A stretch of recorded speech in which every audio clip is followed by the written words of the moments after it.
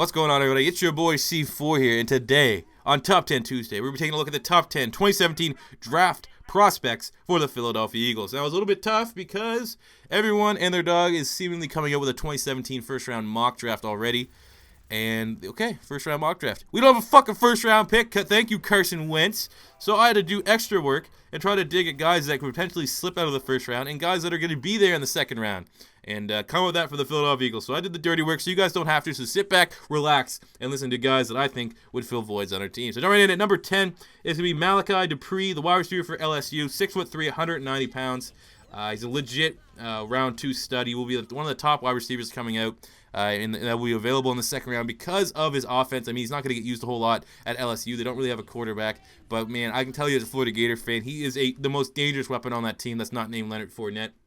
And I think with his size and speed, in 2015 he had 43 receptions, 700 yards, and 6 touchdowns, and that's with awful quarterback play. I think he will be a guy that will be slept on less than some other people. So I think he will be high-end second round.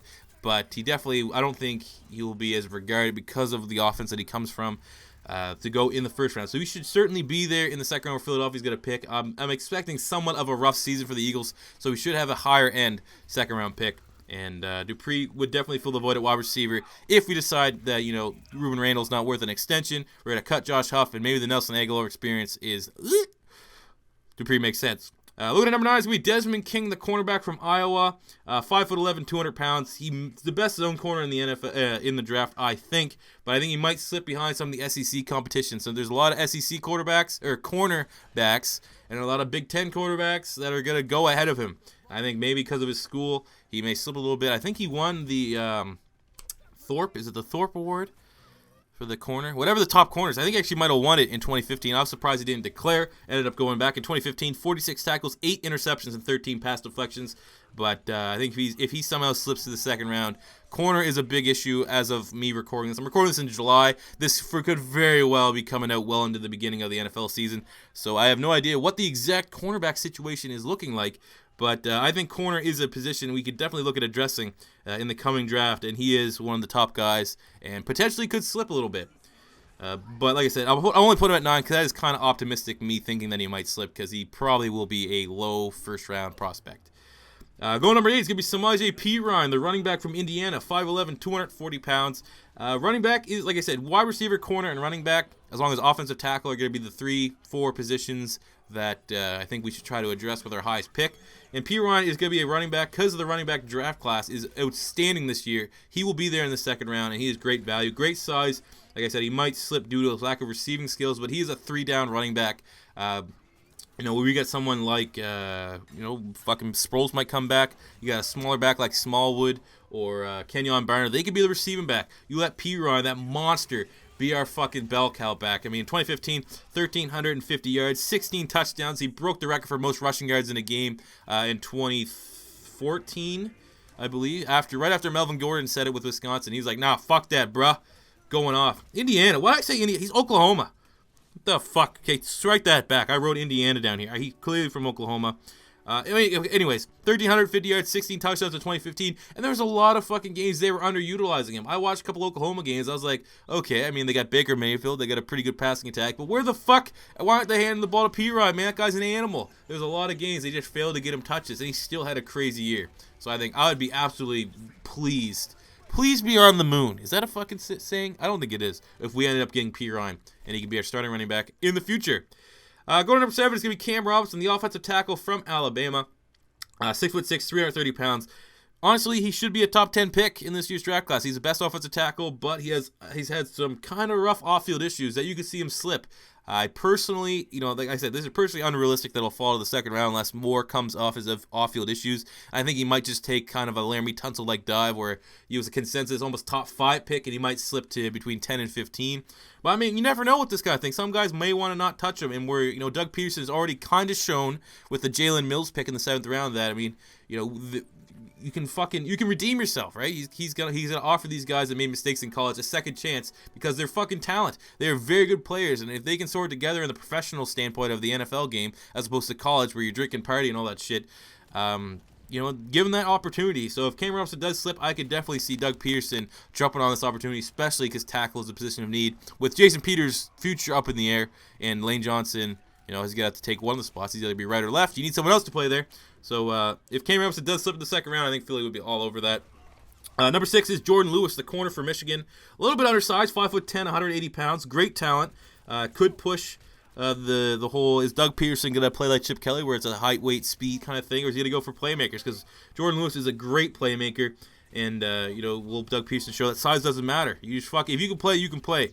Jordan Lewis, 2015, 40 tackles, 2 interceptions, 20 pass deflections.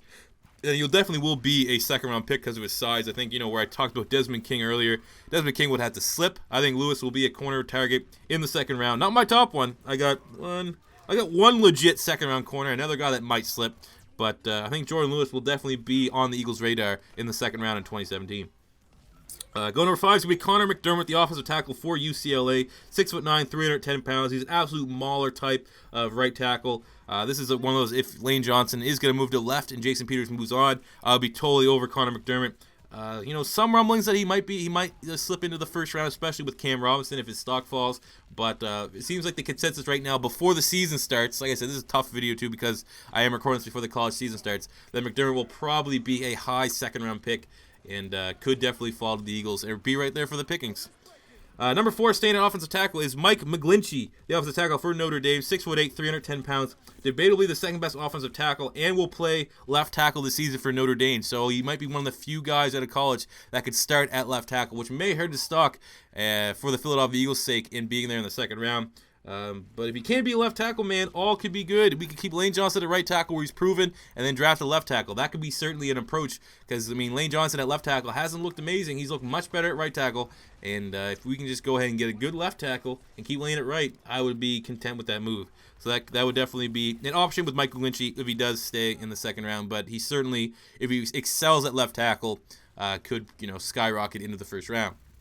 Look at number 3 is going to be Tre'Davious White, the cornerback for LSU, 5'11", 190 pounds. One of the top SEC's cornerbacks. In 2015, 38 tackles. He had no interceptions and 5 pass deflections. But, a lot of people were saying that he'd be a low-end first-round pick in the 2016 draft. Was that the fucking last one? So, it's highly optimistic that I put him here, much like a Cam Robinson or a Desmond King. But, he's one of those guys that he's going to need to test very well at his combine. For his, he's a little bit smaller, 190 pounds. That's kind of small where, everyone's trying to get the next Richard Sherman, trying to get that 6'3", 6'2", 200-pound corner, even like a Patrick Peterson mold. But it's one of those things we're going to have to probably hope that he doesn't have another interception. His production stays a little bit low, and his size for him to be in the second round. But, again, another top cornerback prospect the Philadelphia Eagles should certainly look at. Going with a more realistic one in the second round, for my number 2 is Cam Sutton, the cornerback for Tennessee, 5'11", 190 pounds.